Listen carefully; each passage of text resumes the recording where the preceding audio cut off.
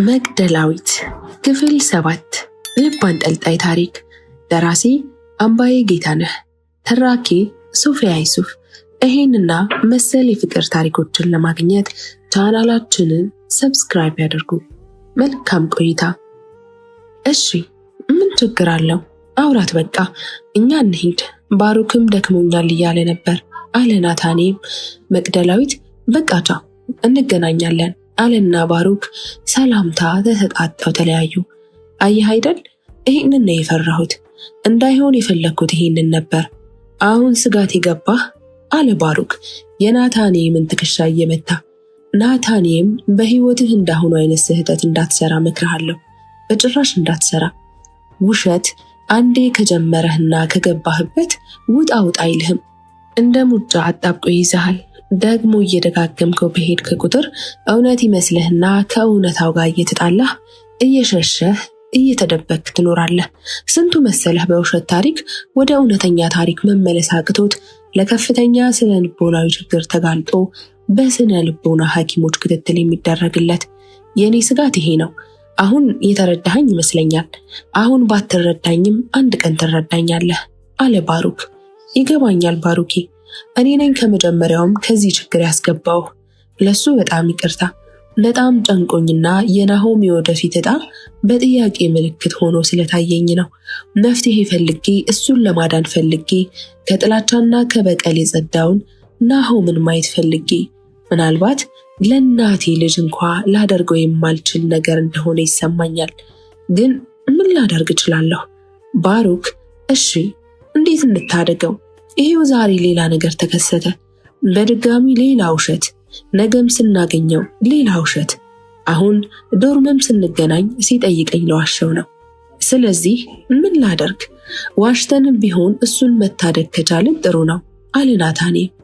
ራስን አደጋ ላይ ጥሎ ሰውን ማዳን ጥሩ ነው፣ ግን ደግሞ ራስን ከህግ አስተላልፎ በሌሎች ኃጢአት መግባት ትልቅ ስህተት ነው፣ ያስጠይቃልም። ውሸት ውሸት ነው።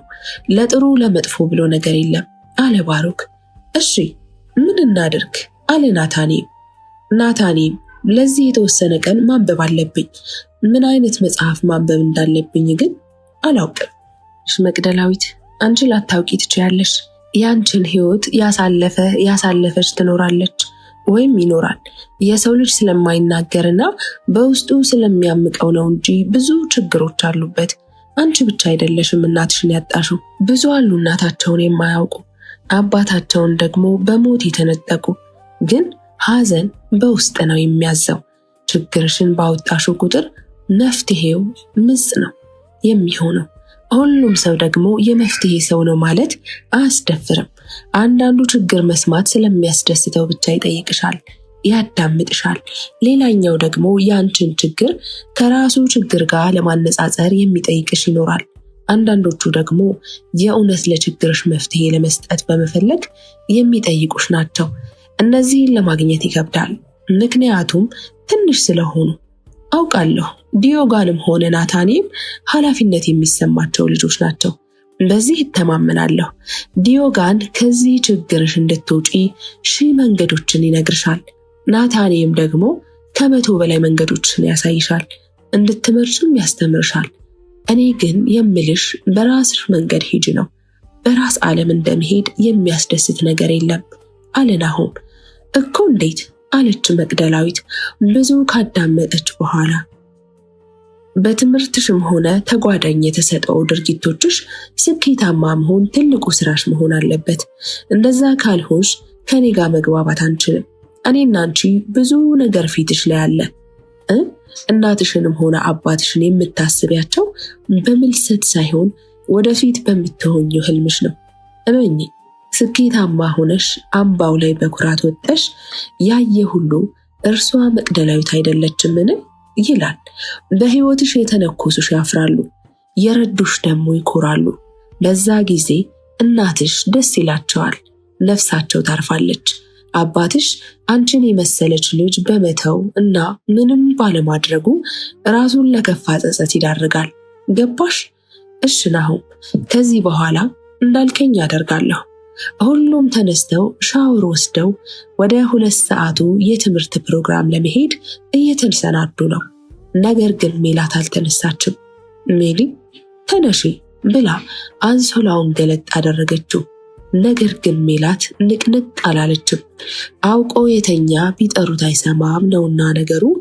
ሜላትም የጓደኛዋን ጥሪ ለጊዜው ችላ ብላ እንቅልፍ የወሰዳት አስመሰለች። ሜሊ ግን ሰው ይጨነቃል አትይም እንዴ? በቃ ተነሺ። ነቃን አይደለም? ታውቂያለሽ ፋይናል 1 ወር ብቻ ነው የቀረው። የመጨረሻ ክላስ ሊሆን ይችላልና ሊያመልጥሽ አይገባም። በዛ ላይ ዛሬ ልዩ ቀን ሊሆንልሽ ይችላል።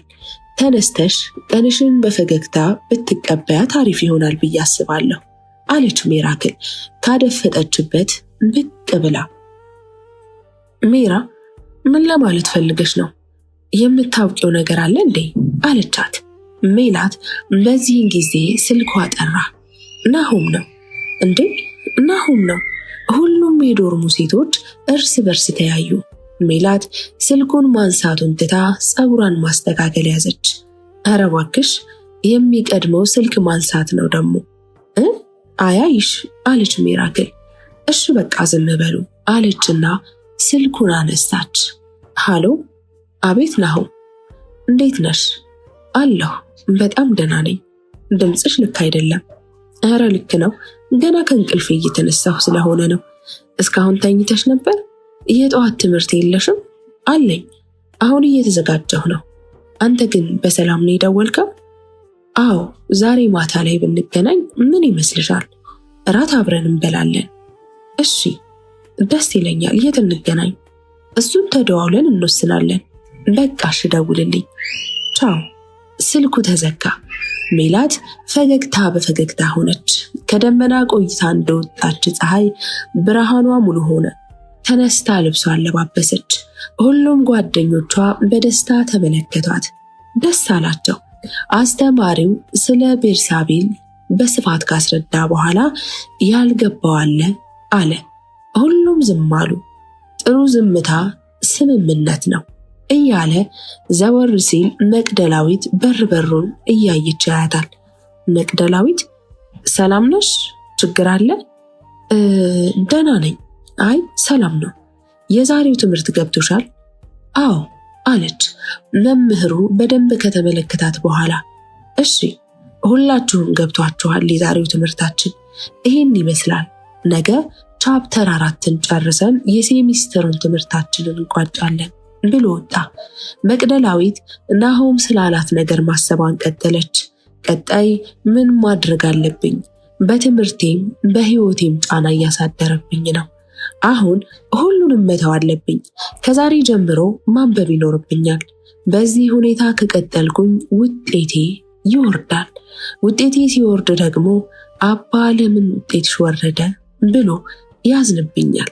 ስለዚህ በተቻለኝ መጠን ያልጀመርኳቸውን ትምህርቶች መጀመር አለብኝ። ክላስ ኢንድ እየሆነ ነው። ፋይናል ደግሞ ደርሷል። በጣም ተዘናግቻለሁ። ናሆም ጋር ሆነ ባሮክም ጋር ናታኔም ጋር ከዚህ በኋላ መገናኘትም ሆነ ማውራት የለብኝም። መንገዴን ማስተካከል ይኖርብኛል አለች። ወደ ዶርማ ተመለሰች። ናታኔም ውጭ ወጥቶ ቁርሱን ከተመገበ በኋላ በዛው ቤተ መጽሐፍት ገብቶ ስለ ማንበብ እያሰበ ባለበት ባሩክ ደወለለት። አቤት ባሩክ። ናታኔም ስለ ናሆም ጉዳይ እኔ ወጣዋለሁ። ከዚህ በኋላ አንተም ሆነ መቅደላዊት ማሰብ የለባችሁም። ትኩረታችሁ ሊሆን የሚገባው ወደ ፋይናል ፈተና ነው። ሁሉንም ነገር እኔ መልካስ ይዘዋለሁ አለውና ስልኩን ዘጋው። ናታኔም በልቡ የእፎይታ ስሜት ተሰማው። ባሩክ የኃላፊነት ስሜት ተሰምቶታል። ለሁላችንም ሚዛናዊ ሐሳብ ነው የሚያስበው። አይ ባሩክ እንኳንም አወኩ አለና ወደ ቤተ መጽሐፍት አመራ። እቴጌ ሆቴል ሙሉ ከተለጠፈ ድንጋይ የተሰራ የባህል ቤት ነው። ተወዛዋዦችና አዝማሪዎች የሚያደምቁት ምሽት ነው። ናሆም ጥግ ላይ ተቀምጦ ጠጁን እየጠጣ ውስጥ ላይ በተሰቀሉ ባህላዊ ስዕሎች እየተመሰጠ ይመስላል። ሜላት እጅግ ተውባ መጣች። ናሆም ሜላት ወደ እሱ አቅጣጫ እየመጣች ሲያይ ተነሳና ተቀበላት። በፍጹም ፈገግታ ሰላም አላትና ወንበሩን ስቦ አስቀመጣት። ሜላት በናሆም ድርጊት በጣም ተገርማለች። ሁሉም ነገር ተቀያይሮባታል። ለተወሰነ ያህል ዝም ብላ ስታየው ጊዜ እና እንዴት ነሽ? ሁሉ ሰላም ነው አላት፣ ዝምታውን ለመስበር ያህል። እኔ በጣም ደህና ነኝ። ዛሬ ምን ተገኝቶ ነው እራት እንድንበላ ጋበዝከኝ? አለች ሜላት ፈገግ እያለች። እንዲሁ ላይሽ ፈልጌ ነው። ምን ነው? ለምን ጠየቅሽኝ? አለና ጥያቄዋን በጥያቄ ቋጨው። አይ እንዲሁ በድንገት ስትጠራኝ እንዴት ዛሬ አስታወስከኝ? ምን ተገኝቶ ነው ብዬ ነዋ አለችው። ከደበረህ ጥያቄን ተው አለችና ጠረጴዛው ላይ አቀረቀረች። ሰሞኑን እንዴት ነሽ? ሁሉ ነገር ሰላም ነው? እያነበብሽ ነው? ዝግጅትሽስ ምን ይመስላል? ምንም አይልም፣ በጣም ቆንጆ ነው። በደንብ እያነበብኩ ነው አለችና እጇን ከእጇ ላይ ጫነች። ናሆም ሁኔታዋና ፍላጎቷ ገብቶታል። እጇን መልሶ ይኸውልሽ ሜላት፣ ፍቅርና ህይወት ለየቅል ናቸው። ማንም ሰው ከማንም ሰው እርዳታ ውጪ ህይወቱን መምራትና መቀጠል አለበት። የትኛውም አይነት ፈተና ሊደርስ ይችላል። እሱ የህይወት አንዱ ክስተት ነው። ነገር ግን ህይወትሽን ለማዘነጥ የሚመጣን ቀትር ውሃ በማጠጣት መቋቋም እንድትችይ ማድረግ ይኖርብሻል። ካልሆነ ግን ሁሌም ተሸናፊ ሆነሽ ራስሽን በሌሎች እጅ ትጠያለሽ። የራስሽን ዕጣ ፈንታ ሰዎች፣ ሌሎች እንዲወስኑ እጅ ትሰጫለሽ። እንደዛ ደግሞ መሆን የለበትም። አንቺ ጠንካራና ጎበዝ እንድትሆኝ ይፈልጋለሁ። አውቃለሁ እንደምትወጂኝ። እኔ ደግሞ ምላሽ ልሰጥሽ አልቻልኩም። እሱን ደግሞ ነግሬሻለሁ። የተፈጠረው ድንገት ነበር።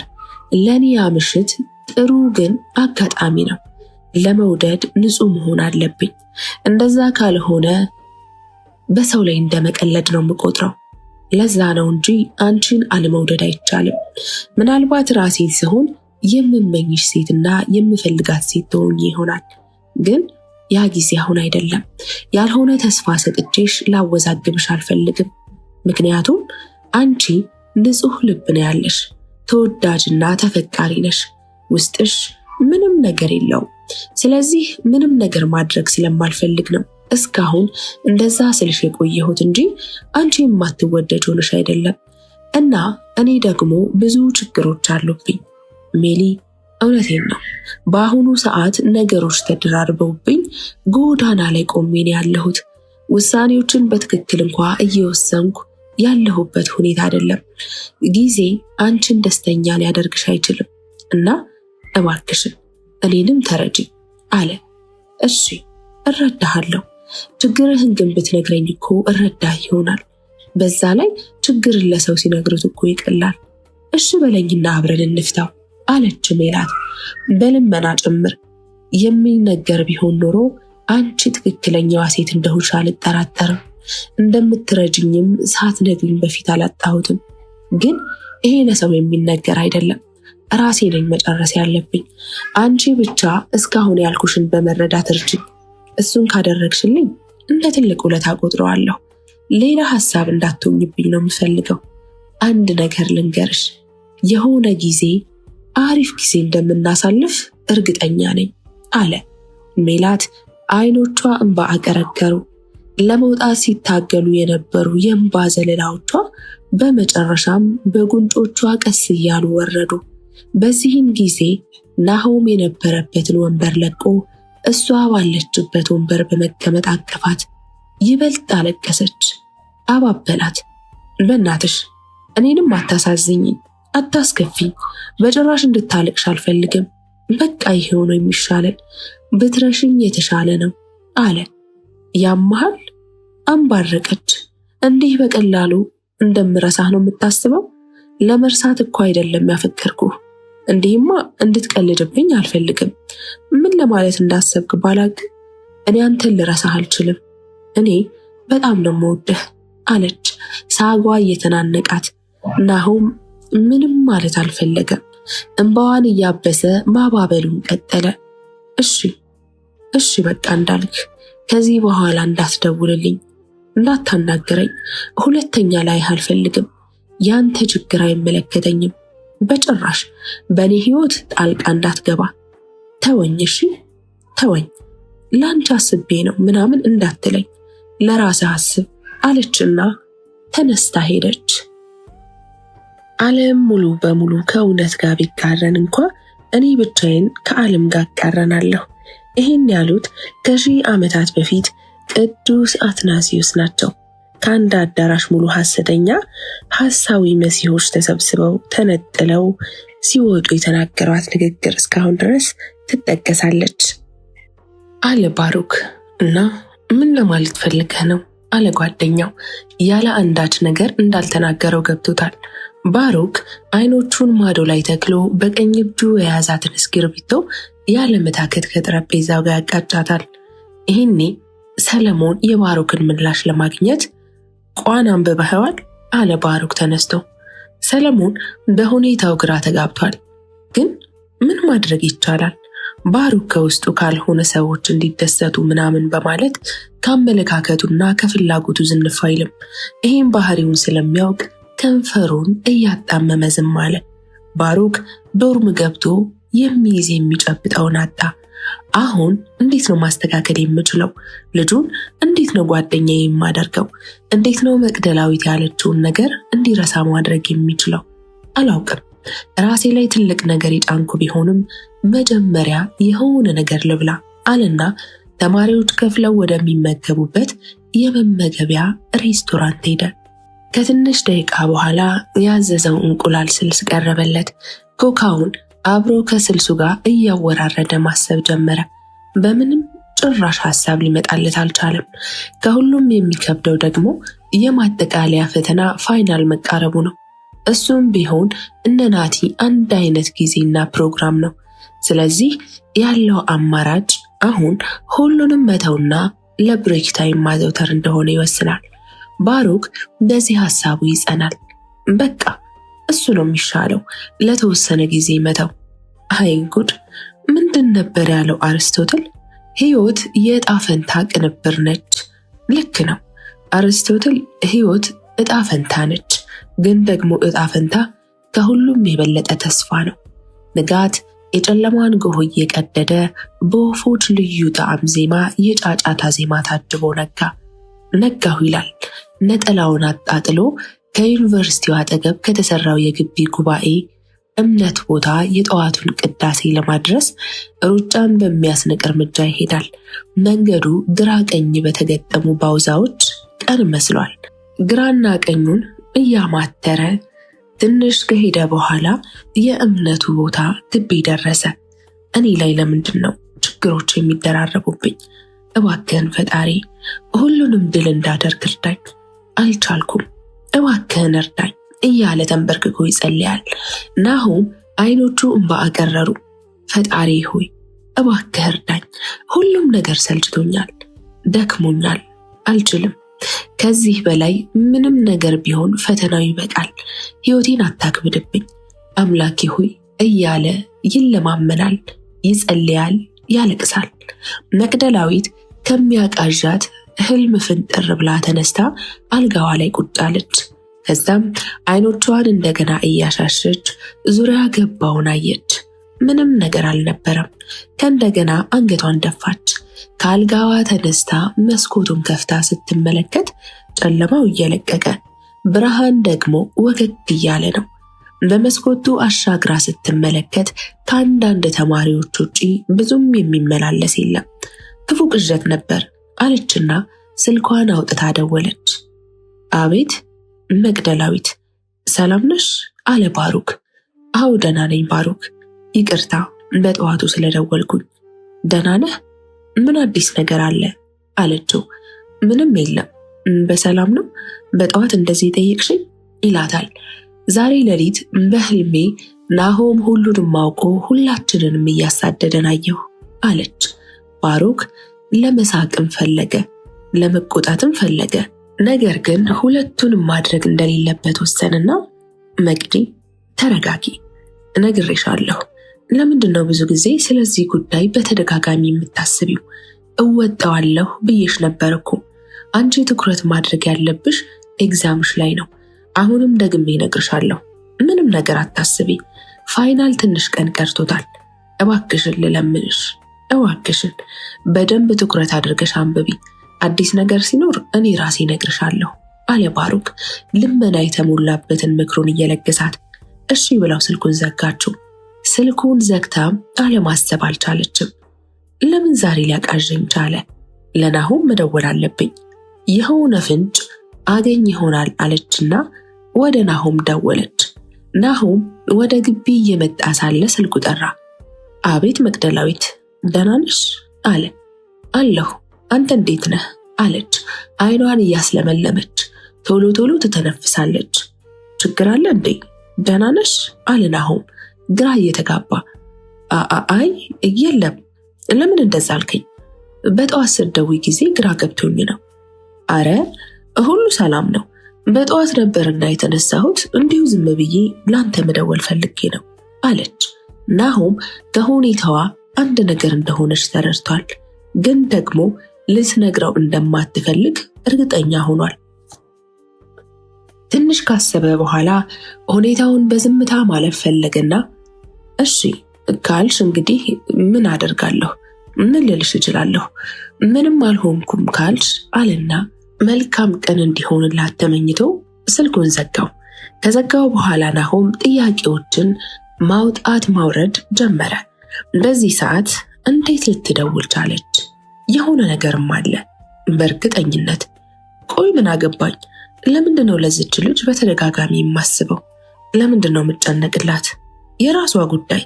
ለራሴ ብዙ ችግሮች ያሉብኝ ሰው ደግሞ ሌላ ችግር።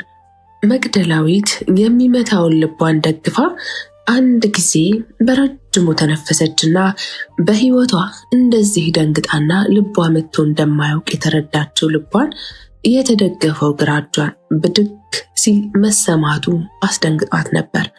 እውነቱን ነበር። ባሩክ ጌታዬ ሆይ ቅዠት ነበር ብላ ተመልሳ አልጋዋ ላይ ጋደም አለች። ባሩክ ያላት ነገር ትዝ አላት።